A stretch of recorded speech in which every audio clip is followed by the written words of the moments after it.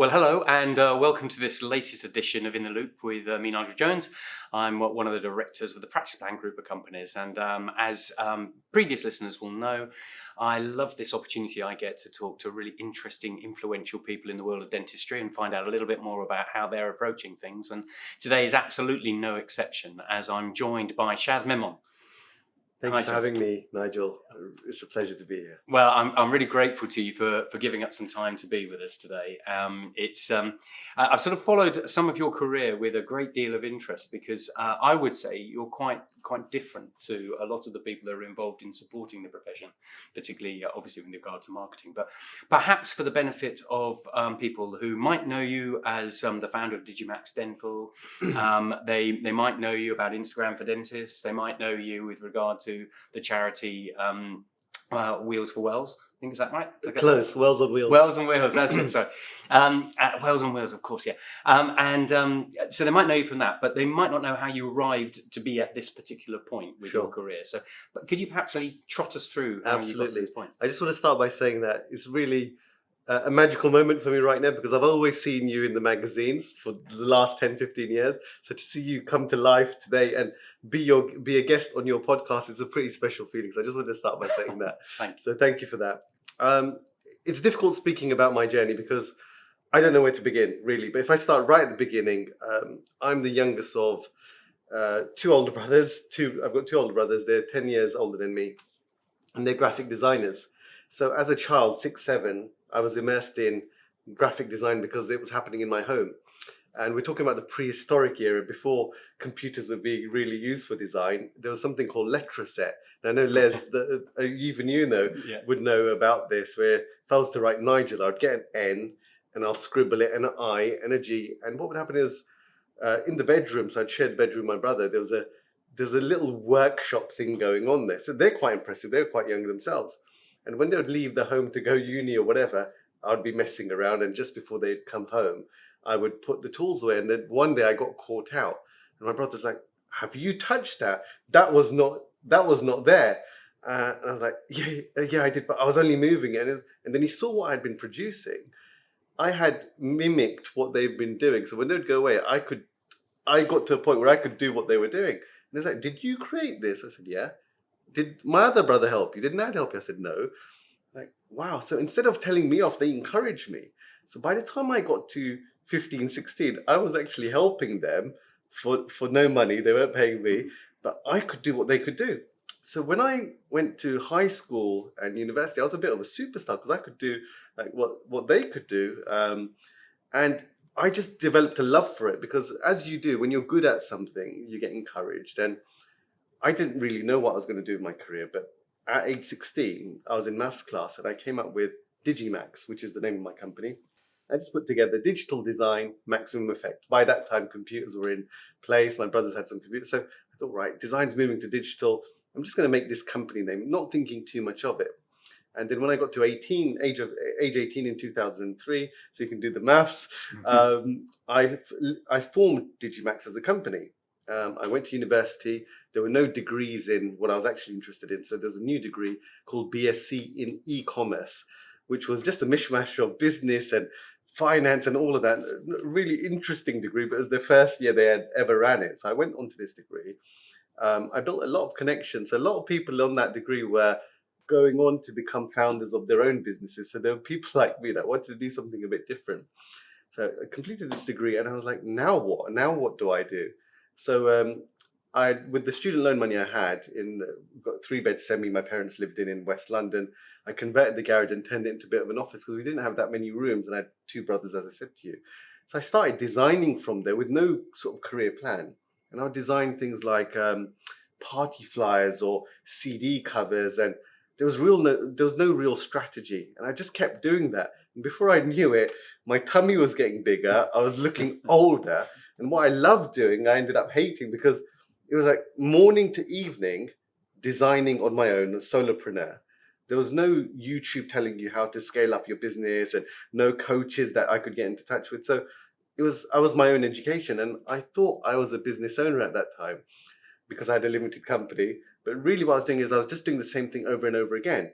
Every year looked the same. So 10 years went by And I got my first employee sort of 5 years in, who just about kind of agreed to work from the back office. There's no washroom, so if you wanted to go to the washroom, you'd go in the house, go through the kitchen, you'd smell of food coming out. So I had this really interesting start where it was super stagnated until my brother came in to the office one day, which is the garage. He said, "What's happened to you? You look a state." I started ignoring emails and called because I couldn't cope. I'll say yes to everyone. He said, "What are you doing?" I said, "I don't know." He said, "Look, why don't you get more staff? Why don't you move out of here, get an office?" I said, "How am I going to afford it?" He said, "Look, what's the worst that's going to happen?" I said, "I'll lose some money." Like, let's do it then. So I went into an office, in a local office, and that moment of confidence when I went to the office, things went well, got my first employee, then the second, then the third, then a little bit of overconfidence came, and I like moved to central London. Then I started asking, the big companies, "Can I do your work?" I remember when James Caan was on Dragon's Den. Actually, there was a big thing on Dentistry magazine's front cover. Julie Bissett put that story out. Dental web expert slays dragon. So I was doing James Caan's work and BBC's work, and it felt quite glamorous that I've achieved that dream. And then I started to dislike that too, Nigel, because it was a lot of big companies putting a lot of pressure on you in a short space of time. And when you produce something so I'm a designer, so if you produce something, you weren't feeling that impact because you're so small in the whole ecosystem. So the ideas you come with get diluted and then it doesn't look like what you created. So there's a lot of pressure, a lot of control, and you weren't getting that satisfaction. So whilst I was doing work for all industries, I got my first ever dental client in 2007, and I completely messed it up. The implant dentist asked me to make a leaflet, and he said, "Look, I'm going to Iran, make the leaflet, I trust you, I like you." So I made this leaflet, bright red, dental implant, £1,000 per implant, it's something like that. And I said, "Mr. I'm not going to say his name, I would say, would you like to approve it?" He said, "No, I trust you, I'm going to Iran, I haven't got time." He said, "Just print it." Printed 10,000 leaflets, arrived at his door. 2 weeks later, he calls me, he's like, "What have you done?" I thought it's a compliment's about to follow. And he said, "You can't put red on a leaflet, and you can't say implant. People don't even know what implants are." I said, "That's the text you told me to put. I didn't even know what an implant was." And he was quite loud with me. So after I put the phone down, I'm in my 20s, I sobbed because I've never received negative feedback before. Everyone had put me on a pedestal. I thought, this is such a great learning experience. I called him back. I said, "Look, I'm going to pay for it." It was about £300. "I'll pay for it." He said, "I don't care about the money. It's just, what do I do now?" I said, "Is it okay if I could come into your practice and just work with you for 2 weeks?" And he went silent. And then his tone went right. He said, "Okay, come over." And I shadowed him. And I saw, and this is where I really understood that dentistry is not like any other industry. You are selling a feeling with dentistry. It wasn't a service. It's an outcome that enriches people's lives. So I saw young people, old people, people who had been in accidents. And that's when I realized that actually marketing in dentistry is really in the dark ages, and just flown since then. Yeah, I mean that sounds a brilliant way of getting into it, and Yeah. I think God, there's so many things just in that I could unpick. But so you get to the point where you've immersed yourself for 2 weeks in that particular practice and started getting those kind of insights. Yeah. So from that one client, where did things go? So I really enjoyed that, and I thought I'd love to do more of this. And the work I was putting out was noticeably different because we're talking about an era where there's not many people doing it.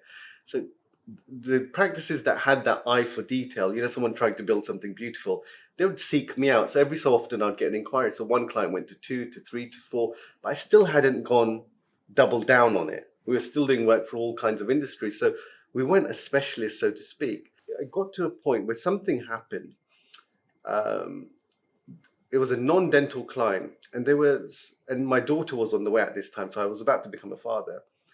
And I found this trend with entrepreneurs that I was working with. They weren't that professional. I found dentists to be extremely professional because their education level, they understand. But I found that working with just general founders from all walks of life, my experience was that they weren't too professional. They wouldn't pay on time. They wouldn't speak to my team with respect often. They wouldn't understand the design that we're producing. It was just like not fulfilling. And something quite significant happened where I had to say to this client that you know what, we are just going to, you cannot speak to my team like that. I'm going to refund your money. And I was in high emotions because I had a child on the way. And I was also thinking, I'm working 12 hours. How am I going to be a father as well? So I stood up in the office and I said, from today onwards, we are closing Digimax. We're going to cancel all our contracts. These are contracts with big companies like House of Framework. So I said no to £800,000 worth of recurring revenue that was guaranteed. And my team would just look at me like, are we losing our jobs? I said, look, I'll promise you, no one's losing I'm going to take care of all of you. We are going to double down with Digimax Dental. And that's where, I think it was 2017, where my visibility, because I'm a behind the scenes person, even coming here today, this is not me, right? I had to double down on my own visibility. So I've walked the walk and I just increased the volume. And I didn't want to become a service provider that's there to just profit from dentistry. I've done lots of things in dentistry. Turned up, I've written books, I've spoken, and it's not been about use my business. It's been about giving the industry my entire experience. So, and it's built since then, and there's no looking back now. No, I can see that, and it makes perfect sense because I think your desire to really get under the skin of your audience, actually, who you were trying to reach, and what their particular objectives were. I'm sure that would be so reassuring to so many dentists for whom this is just not an area of expertise. I mean, you must have found that as you started working with these clients that quite a few. I mean, how many times over the course of my career have I heard, I trained to be a dentist, not a businessman, not a marketer, So you must have heard that loads. Yeah, I heard that all the time. And I found dentists to be quite trusting. So when I was entering the market, it was in the dark ages when it came to marketing. In some ways, it still is, if I look at it. So as a dentist expects the patient to trust them, well, like, you're the expert, you do what you're meant to do. And when I was unraveling the marketing, I was looking at the Google, the visibility, the branding. I could see significant flaws when I compare it to the non-dental world. The non-dental world is like leap years ahead.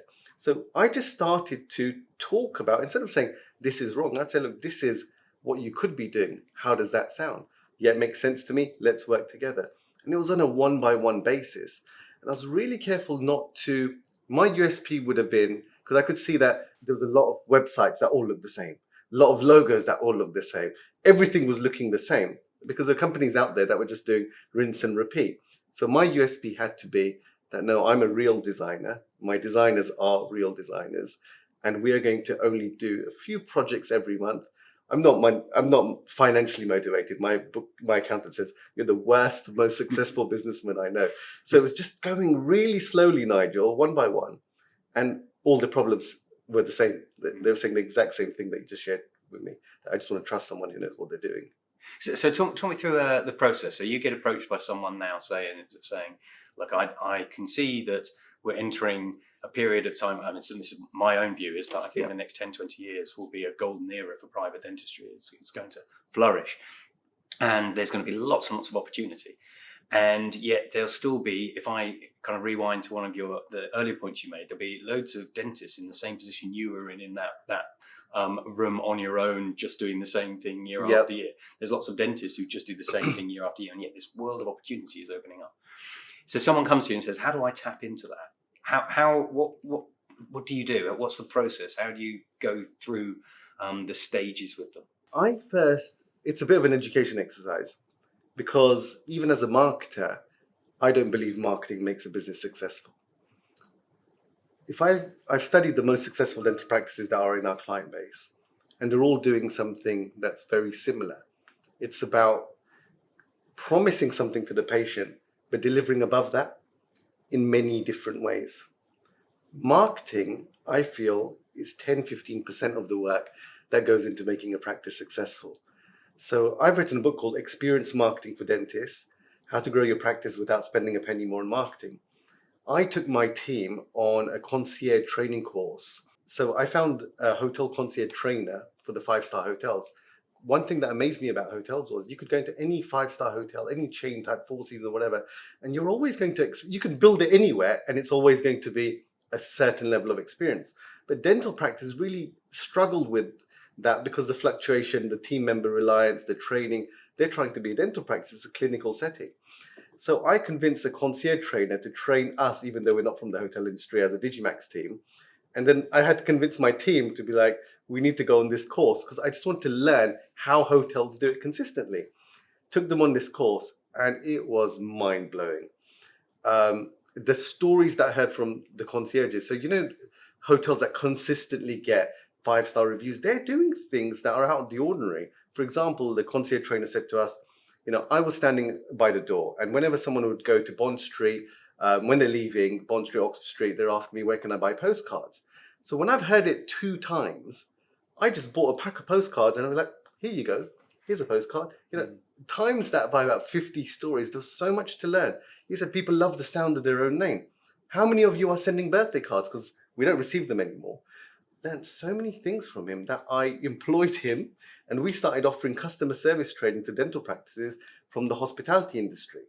So I believe that marketing can't make you successful. It can make you more successful because what it does is it amplifies what you're doing really well. So when people say, oh, we owe Digimax our business, I'm like, no, you've done it. We've just ramped up the visibility, made sure your message is clear. That's what it is. I love that.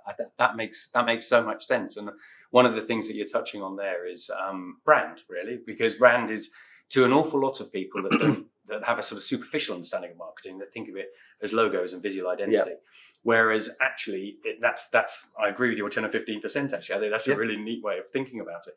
That actually, it's about how you bring it to life that will really make the difference, and how you get people talking about it. So there must be practices where you've gone in and thought, gosh, I can do so much with this, because actually you've got that, I can do that amplification because you've got the essence of it. Yeah. But I just need to help you turbocharge it. Absolutely. I'll have a conversation and I'll say, well, tell me what makes you great.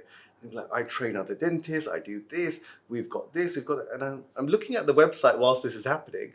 Like, either it's not on your website or I'm not going to hunt for that. And the data tells us that patients are spending less than a millisecond sometimes before they decide to stay on a bit longer.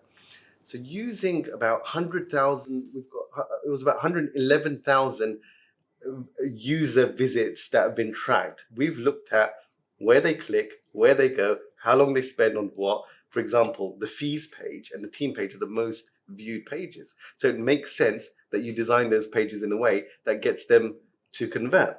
For example, the team page, we've seen people sit on that page for 6 minutes, and you think, it doesn't take 6 minutes to read that. They're actually looking at the photos to be like, is this person likable? So what do? We suggest you make team video interviews. So we're honing that every single time to give that practice the conversion that they're looking for. I think that's so important, isn't it? Because, but I think it's interesting, and I'd be really interested in your view on this. So when it comes to general dentistry, I think people, they have to absolutely trust the dentist that they're going to be going to see, because they're going to turn up at once or twice a year, hopefully thinking there's no issues, but knowing they might get told there's an issue, and then get told that there's a solution, have the solution put in place, pay for the solution, and they're no different to when they walked in the very first time. So you have to completely trust that person. So that point about being likable and feeling comfortable with the team is all important. And then as a separate point, you've got cosmetic dentistry, where people are self-diagnosing and they're saying, I want straighter, whiter teeth. I know what I want the outcome to be like. And then they seem to be a bit more consumer-like, shop around. But I guess the likability bit still applies. Yes, definitely. It's interesting you touched on trust, because that's the word that we're discussing every day in our business, that how can we get patients to trust this practice more? Because there's a lack of trust at the moment in the UK with dental practices, because the media is not helped. So we're always trying to build trust. Now, out of all the paid marketing channels out there, and organic channels out there, Google brings in high intent patients that on organic, 94% of patients said that we trust the organic results more than the paid ads. So whereas paid ads might need 100 people to click for it to turn into a transaction, you could get the same from 10 people clicking an organic result. So everything has become about how can we appear more trustworthy rather than super glossy, animation, that kind of thing. It's more of a business tool for us rather than a design tool. Yeah. I mean, I love that, and it's something that I've tried to do throughout my time at Practice Plan Group. is build trust. Yeah. And I was sort of struck by something that you said earlier on about sort of the worst, most successful businessmen, because I think that's our view has always been, actually, if we just do the right things for people, then the financial bit will happen. Absolutely. So you just stay focused on your customer and what they need. Yeah. And I suppose what a lot of dental practice owners and maybe their practice managers will need from you is confidence of what they're already doing, and then how to do the amplification. So how do you get their buy-in to your thinking? Because there must be a lot of people that look at you and look at how you do things and think, whoa, this is very different to the way I've been thinking before. Yeah, I guess I've not had that conversation for a while, because by the time we're not really doing any advertising. We're practicing what we preach. I don't believe in advertising, because advertising is something that you do for zero ROI, in my opinion, in the short term. So the billboards, the magazines, no one's calling you when they read that advert or seeing that billboard, but it's just reassuring them that you exist. So by the time they get to us, I guess there's no difficult conversation. They're stating the problem, and we're saying, look, this is how we solve it. Does that make sense to you? And I feel what they really like, going on a conversation I had yesterday with a practice owner, they said, we've spoken to 3 or 4 marketing companies, and they're all talking to us about weird and wonderful things like automations, funnels, AI agents, and you're speaking about something so basic, like and I said, simple is best. How do people buy? They buy on trust, accessibility. I've never bought something on a cookie following me around, showing me an advert, then me getting 10 emails, then a text message, then an AI agent. I've never bought like that. So your patients aren't going to buy like that. Yeah. So actually, since you brought up the subject of AI, obviously it's hugely talked about at the moment for a number of different reasons, some good, some bad. But I was at the Dentistry show earlier this year, and I had an audience of about 60, 70 people on a panel I was in. And I asked the question, how many people are using AI in practice? And out of 60, 70 people, one person put their hand up. Which I mean, I suspect many more of them are using AI without realizing they're using AI. But the idea of using AI in marketing seems to be gaining some real momentum. and yet I've also relatively recently been at a dinner on a table with 4 practice owners, 2 of which still don't have websites. Really? so you've still got some, and they're successful. You've still got people that haven't even got websites, and yet some are starting to contemplate how to harness AI. So where do you see AI taking us? I've got a real sort of backward view on AI, or I would say a sensible view. I like to think on AI. AI is a tool. It shouldn't replace that human connection. So people add AI to chatbots, great, it'll speed that up. But as humans, we still dislike that kind of thing. Where we're seeing AI getting used a lot more is from patients searching about dental treatment. So patients aren't using ChatGPT yet to say, where's the best dentist in London? They're saying, look, will Invisalign hurt? Or how long will it take? Or which is the best implant? Those are the kind of searches that are happening. Do you use ChatGPT? Yes. You do. So what happens when you type something in, when you ask ChatGPT a question, what happens for that little moment that it's thinking about it? Do I know what's happening? Yeah. I assume it's just going off searching everywhere. Exactly that. Yeah. So it's going to Google and getting the information from Google and other sources, but mainly Google, and throwing it back to you. So we found that ranking high on organic SEO on Google will bring you into the ChatGPT results, because our clients are asking us, well, how do we appear in ChatGPT? The answer is very simple. Rank really high on Google and you'll appear in ChatGPT. So I did a little test. We've got a practice in Marylebone, near our office in London. They're relatively new, like 4 or 5 years old. There's been practices that have been there for 20 years. Which is the best Invisalign dentist in Marylebone or Baker Street? And it'll tell you the oldest one, and then it'll say Bond Dental. And then all the other ones which have been there longer, but it's only because they rank so high on organic. I don't think patients are using ChatGPT just yet to find local businesses. It's more so for research, which tells us that if we can give ChatGPT the answers to these questions on our websites, chances are our websites are going to get pulled into ChatGPT. So it's we're just reverse engineering at the moment. I think that's really interesting, because I've had a few conversations lately along similar lines, that actually what it'll it will do in the short term anyways, remind us of some of the basics rather than actually be the completely revolutionary thing that it's being labelled at now. And I think that's what you, if I'm interpreted you correctly, Absolutely. go back to those Google reviews, get them. Yeah. And like I said to you, I don't think marketing is the reason why practices are successful. It's more about the team. So in my book, Experience Marketing for Dentists, things that I learned from the 5-star hospitality industries, instead of sending like boring emails that thank you for your message, we'll get back to you, inject enthusiasm, because in the UK, we haven't got much enthusiasm when dealing with businesses. So you could get a practice, you could make a project in ChatGPT, Sarah, paste in your email that you're going to send to a patient. The instructions could be make this more enthusiastic, make it sound like a human, make it sound like you really value the business, and make them feel that they're genuinely going to care. Press a button and it'll write an email which sounds far more inviting than any email you're going to get from any other practice. So we can use it in clever ways, but not for mad automations that remove that human connection. No, again, I really like that, Shaz, because it's I feel like that need to be seen as a healthcare professional holds people back from that enthusiasm that is actually what engages a lot of the potential patients going to the practice. Yeah. So I love the idea of using ChatGPT or whichever AI system you want to use, platform you want to use, to say, help me be enthusiastically professional, which is essentially I think what you said. Absolutely, yeah. So that one of the things that I found quite interesting. I mean, at the moment, it feels like we're entering an era where the supply of clinical dentistry is reducing because so many dentists are working part-time. There are fewer dentists. They're working more slowly, either because they've gone private or because they lack clinical confidence. So the supply is going down, but the demand from patients, whether it's cosmetic dentistry or general dentistry, is going up. So that puts the profession in a real position of strength if it can capitalize on it. And one of the things that I felt is that they need to be clear about who their audience is, what type of patient they are trying to appeal to. Did you get into that kind of conversation with people? Absolutely. So early on, I remember speaking to a dentist and I said, well, who is your target audience? That's what I was taught to ask. And he said, obviously anyone with teeth. And I said, is it really?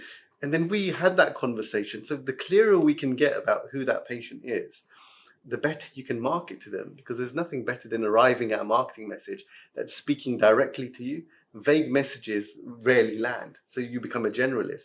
So we really hone in, and I even say, they even use words like Invisalign because you're assuming everyone knows what that means. Why not say things like straighten your teeth in secret?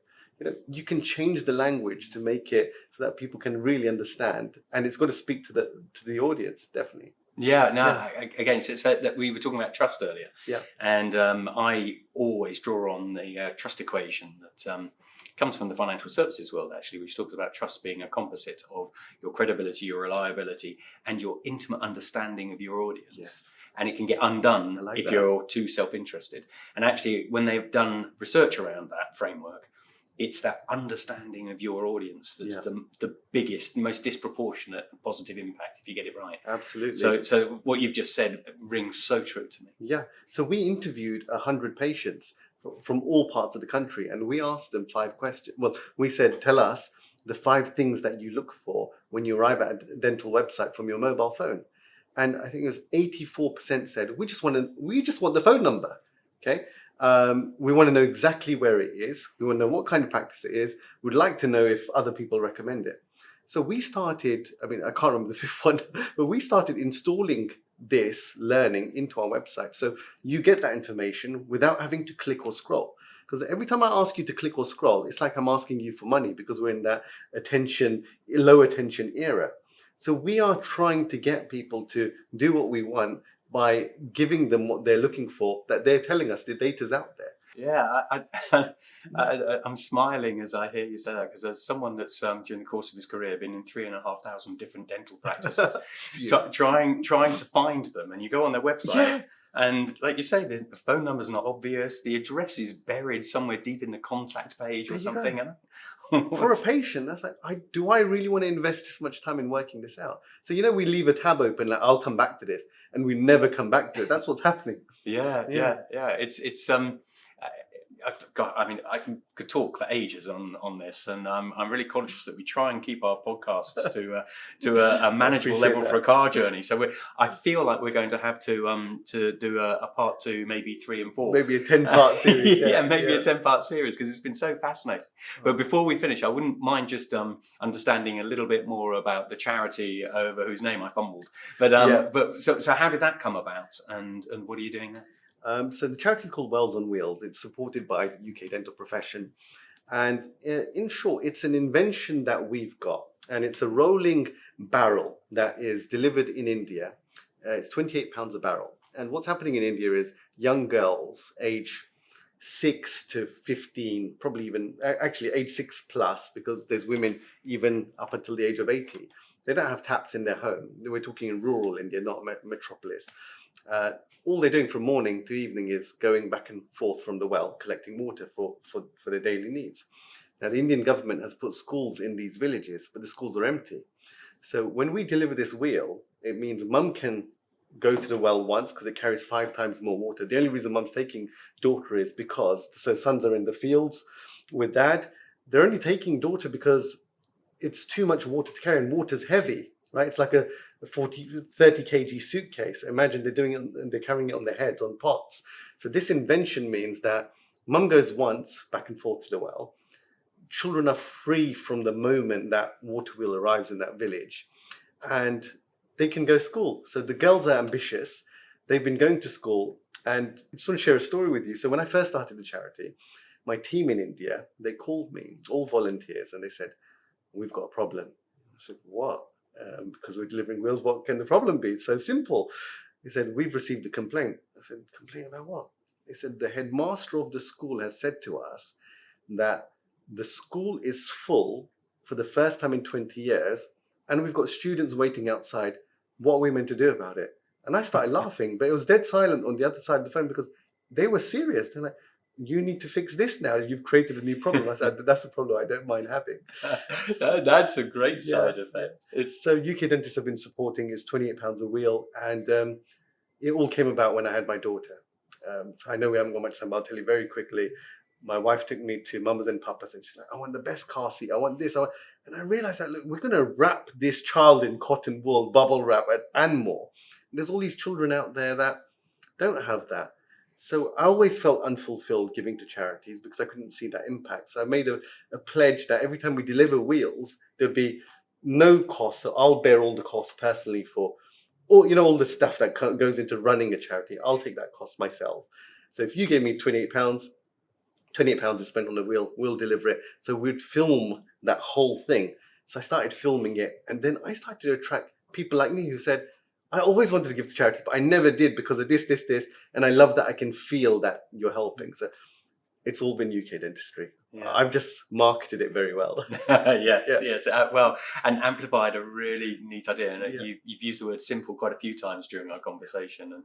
And when you see the concept, because it reminds me as a kid trying to flatten the lawn with a garden roller. It is like that. And it seems so simple. It's genius in a simplistic way. Absolutely. It's fabulous. Thank you. Well, look, Shaz, thank you so much. I've really, really enjoyed this conversation.